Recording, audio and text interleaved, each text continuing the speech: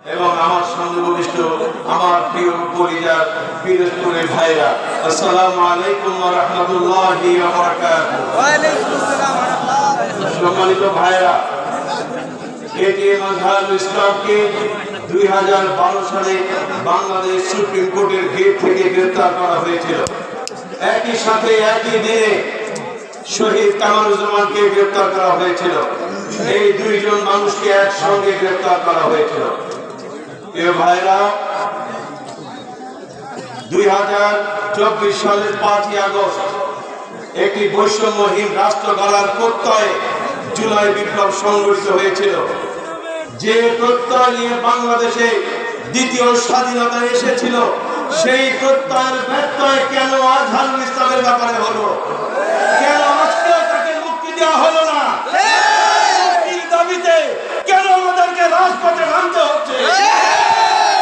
প্রিয় ভাইরা, আওয়ামী শাসন আমলে ওই কুলাঙ্গার বিচারপতি শামসুদ্দিন চৌধুরী মানিকের নেতৃত্বে মৌলবাদ সন্ত্রাস তদন্ত কমিশন নামে একটি কমিশন গঠন করা হয়েছিল।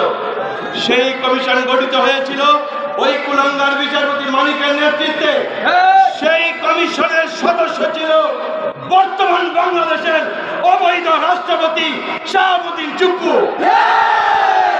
আমার তো মনে হয় ওই চুপ্পুর ষড়যন্ত্রে আজকে আমাদের এটিএম আজহারের মুক্তি হচ্ছে না।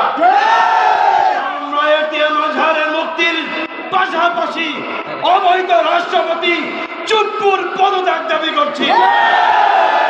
প্রিয় ভাইরা, আপনারা জানেন এটিএম আজহারকে ট্রাইব্যুনাল থেকে রায় দেওয়া হয়েছিল ফাঁসি রায়। সেখানে তার বিরুদ্ধে যে সাক্ষী দেওয়া হয়েছিল, সেই সাক্ষীদের সাক্ষ্য বলেছিল তারা নাকি 1.5 কিলোমিটার দূর থেকে, একজন 3 কিলোমিটার দূর থেকে, আর একজন সাক্ষী 6 কিলোমিটার দূর থেকে দেখেছে এটিএম আজহারুল ইসলাম পাকসেনাদের সাথে নিয়ে ট্রেন থেকে নেমেছে। এরকম গাঁজাখুরি সাক্ষী মাধ্যমে যে বিচার পরিচালিত হয়, ওই বিচারের কপালে আমরা ঝাড়ু মারি। আমরা শুধু এটিএম আজহারের মুক্তি দাবি করছি না, এই 50 সাক্ষীর বিরুদ্ধে যারা সাক্ষ্য দিয়েছে ওই সমস্ত কুলাঙ্গার বিচারপতিরও ফাঁসি দাবি করছি। আমাদেরকে ধৈর্যের পরীক্ষা দিতেন, আমরা ধৈর্যের পরীক্ষা দিচ্ছি। মেহরবানি করে আমাদের ধৈর্য চ্যুতি ঘটাবেন না। আমরা কিন্তু ফোর্স করতে জানি। 5ই আগস্ট আমরা দেখেছি কিভাবে ফোর্স করতে হয়। প্রিয় ভাইরা, আমরা ততক্ষণ পর্যন্ত ঘরে ফিরে যাব না যতক্ষণ পর্যন্ত মাজলুম এটিএম আজহারুল ইসলামের মুক্তি নিশ্চিত না হয়। রাজি আছেন না? মুক্তি মুক্তি মুক্তি চাই।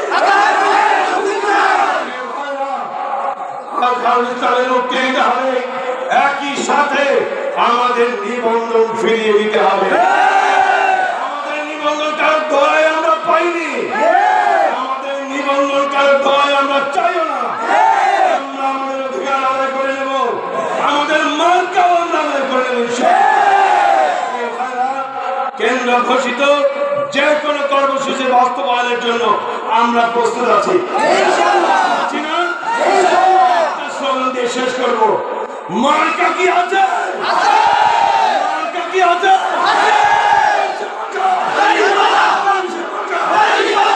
আল্লাহ হাফেজ। আসসালামু আলাইকুম।